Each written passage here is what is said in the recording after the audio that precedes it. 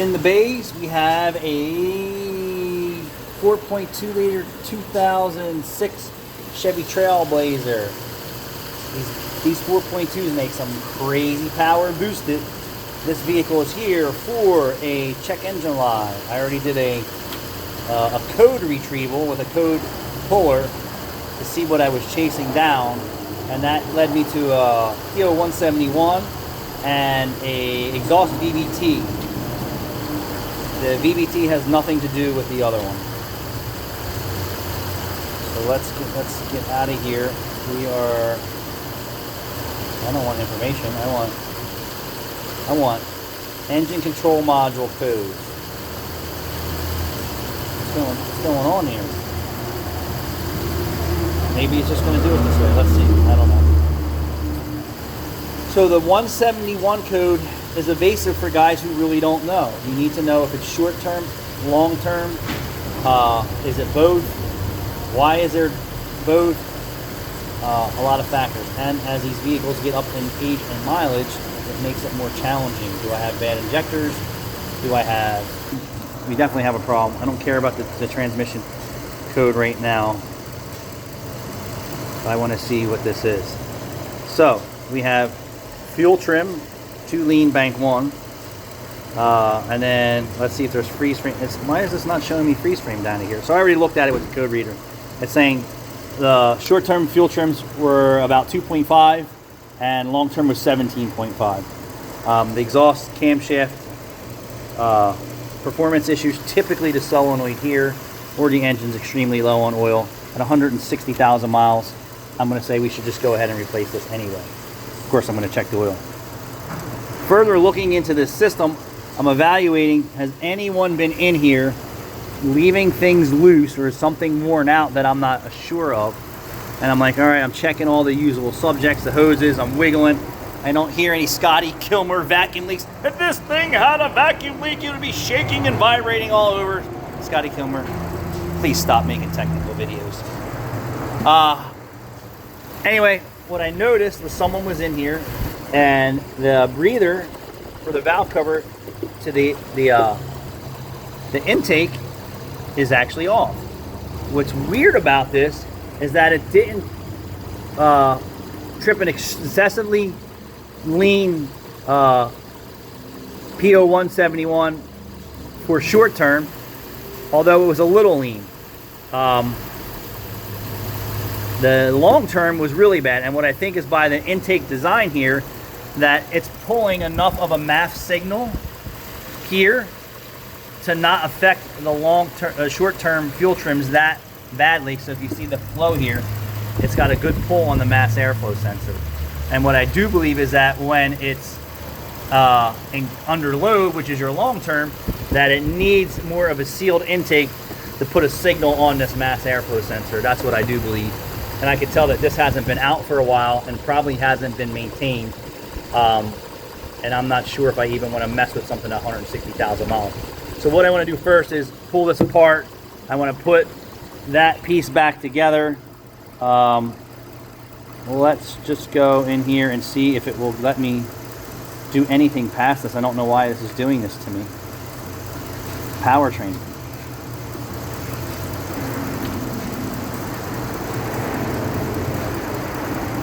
Crazy. I just wanted some data. Is this thing so old? No. It's crazy that it's doing this.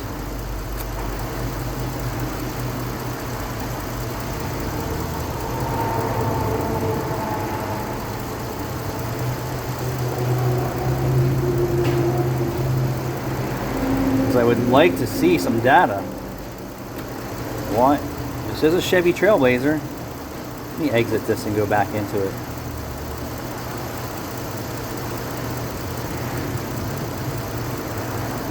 I'm just curious. Maybe I'll have a better chance with GM. Let's just try GM. It's a Chevy, that's for sure.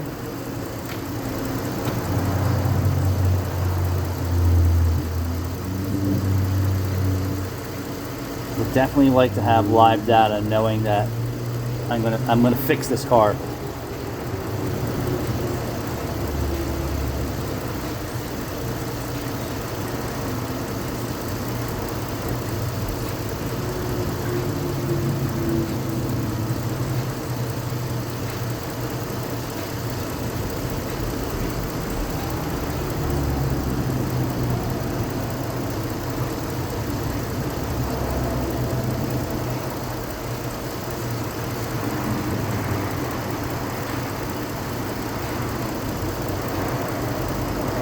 Climate controls don't matter. Doesn't have navigation.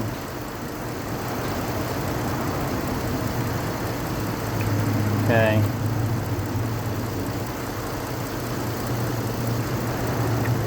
Control unit. The same. Oh, there we go. So freeze frame, very good.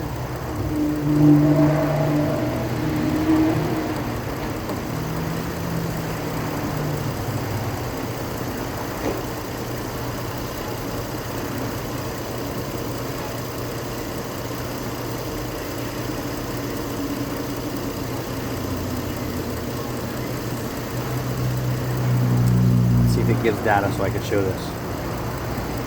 La la la la la la la la la.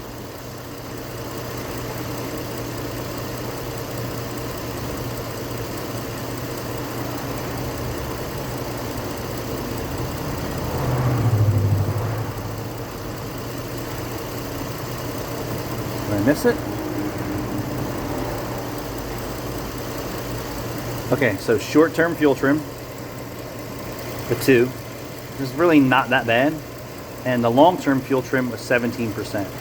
So is that the ultimate problem? I do believe that. What I want to do is go into live data.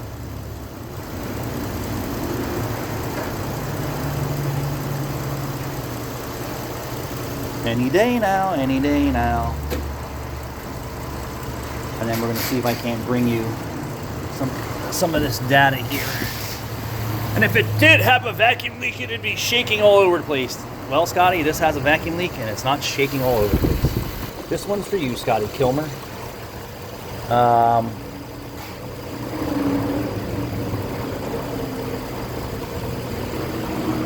Live data. Engine data. Ah, I messed up. There was a button for fuel trim. Fuel trim.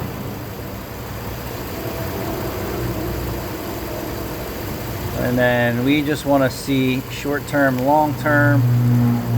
Show selected.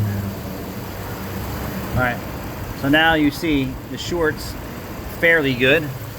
And then this is going to need a little bit of an adaptive strategy. So let me take this apart. Hopefully you guys can see what I'm doing here without my phone falling apart. Unfortunately for me, I gotta take things apart.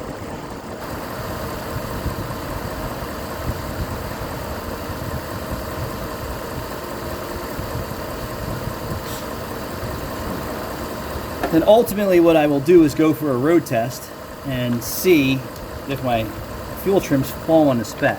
So typically, if there was a vacuum leak large enough to affect the short-term values, I don't like to see short terms hovering at 0 into the positive, although it's good. I'd rather see it trickle down into the negatives a little bit.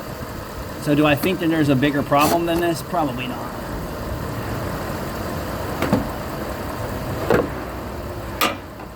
I need a screwdriver.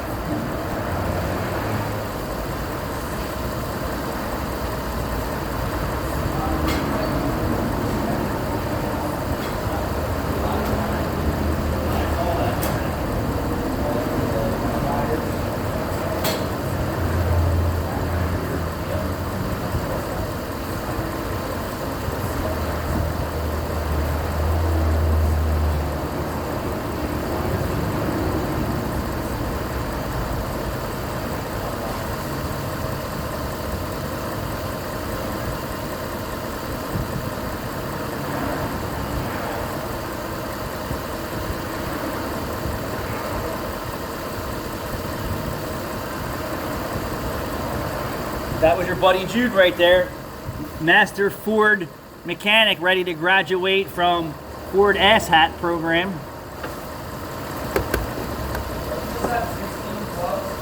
Yes. He did 2 in that cylinder.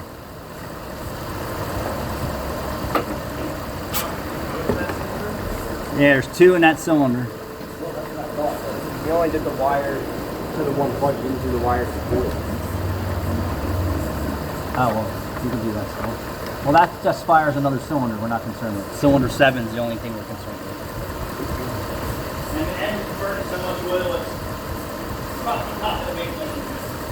Okay. You know what I mean? Just want to make sure you're aware of everything. Yeah.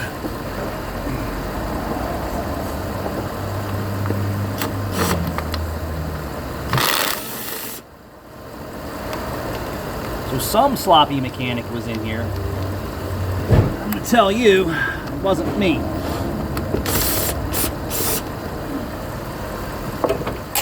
It wasn't me. So let's get you a bird's eye view of what we're dealing with. So we're going to take that off, and we're going to shove it on there.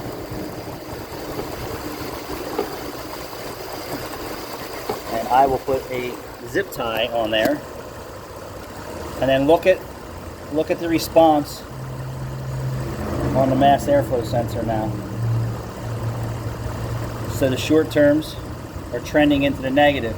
So since it's been driven so long with the vacuum leak, Scotty Kilmer, that I need to get the adaptive strategy straightened out.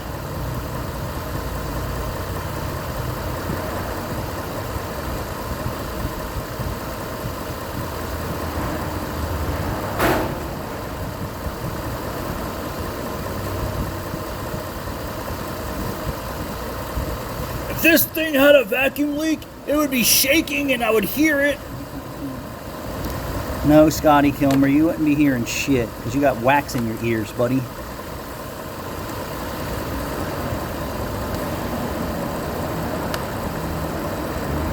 Dude's got millions of followers with poor content.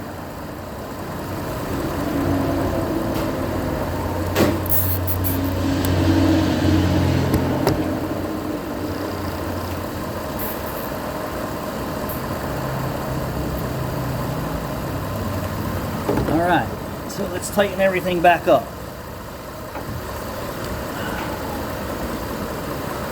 It can't be that easy. Nothing I do is that easy.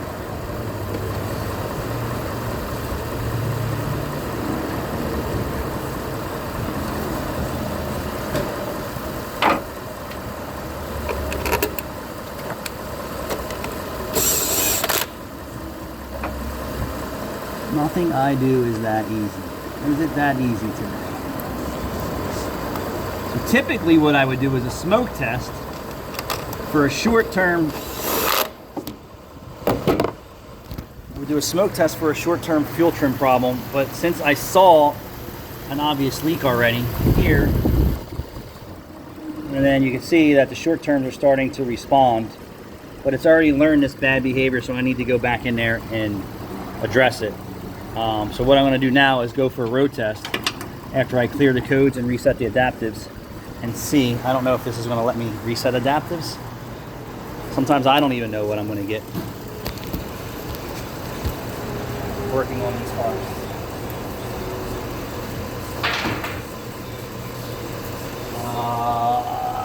Right. So it's going to let me do this. Codes. I'm going to clear the codes first. I'm going to go back in and see if I can just stroke a button and get this thing relearning. If not, it's going to be disconnect the battery.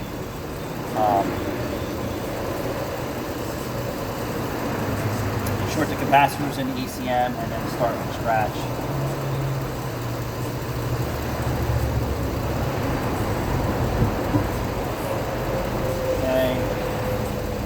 Special functions. So then what we're going to do is to go into fuel trim reset.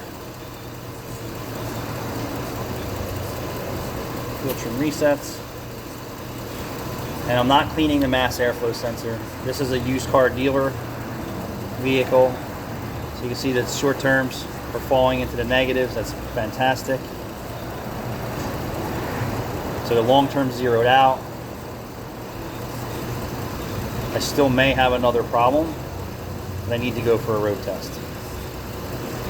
Because that should be negative right now.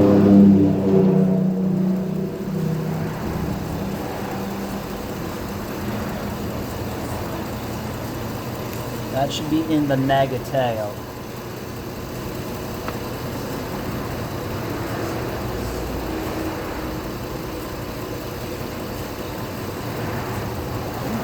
Interesting.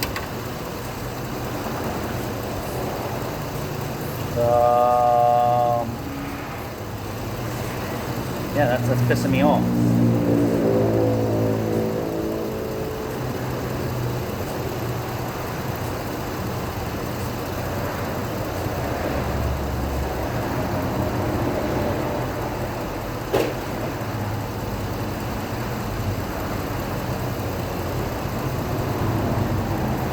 So now we got some wonky readings here, right?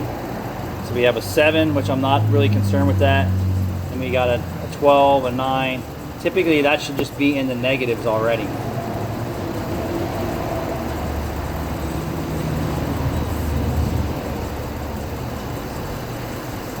So what I'm going to do now before I go for a road test, just want to spray this and see if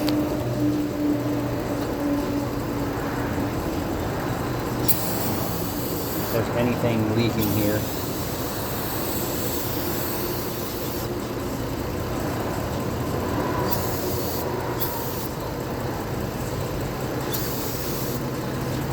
It does have 160,000 miles on it. Possibly the mass airflow sensor.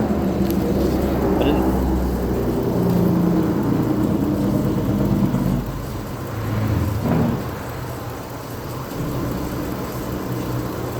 so you can see the number starting to go down here.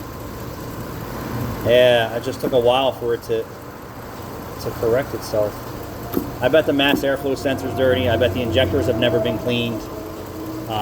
It is what it is. So I think we got it, but we need to go for a road test. Caleb, do you want to drive? You want to drive Beater Bomb? Sure.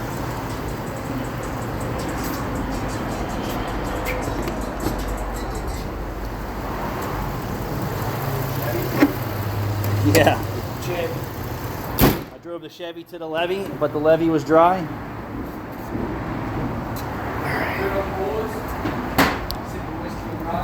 Unlock the door. I didn't check the oil on this, so I wouldn't be looking to run the shit out of this. Yeah. Let's see if we have long terms corrected. Instant Gangster Lean. It's not bad. It's kind of like What was that show that you were talking to me about? Tires with Shane Gillis on Netflix. Caleb introduced me to tires, and boy, would I fit in good on their show. So show, select it.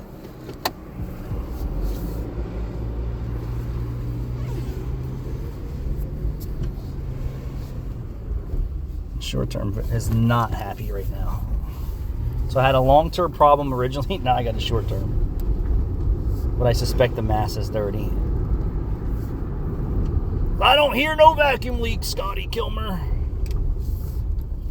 Brake pedal's a little weird. Yeah.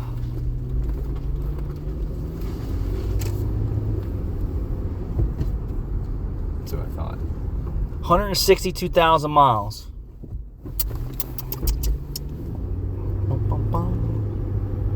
So it's adding fuel to the short terms.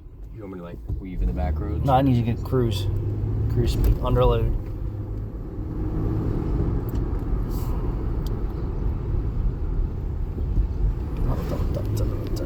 So yeah, it's adding fuel to the short terms, and I'm not worried about long term until we start driving here.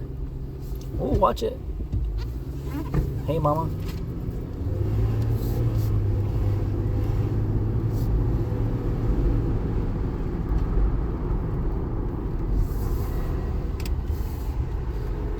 Typically, as you drive, your long terms will be good, but idle fuel trim should just fall into spec.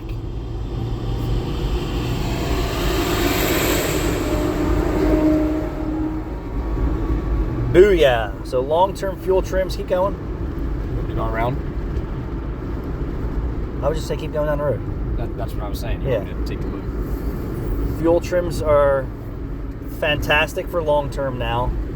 So our original code logged freeze frame data at 17.5% ish on long term. You can see long term values now are 5, and that's why I said I don't really care about long term fuel trim until I make my repair and go for a road test.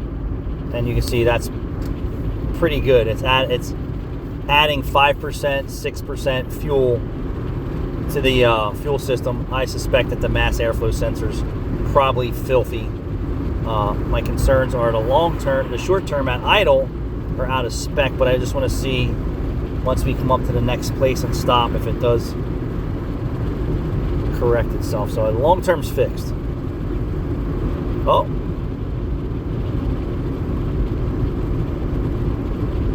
And if we clean the fuel injectors on this, and if it had a fuel filter, cleaned it, it would probably fix the long-term fuel trim values. I kind of like to see, good between 0 and, and 1. Anything past that, most tuners don't want anything out of a 1% correction. You know that? Most tuners don't want to see that. The crappy tuners probably will let it go longer than that, but the one guy that I follow, he won't let his tunes be more than 1% correction.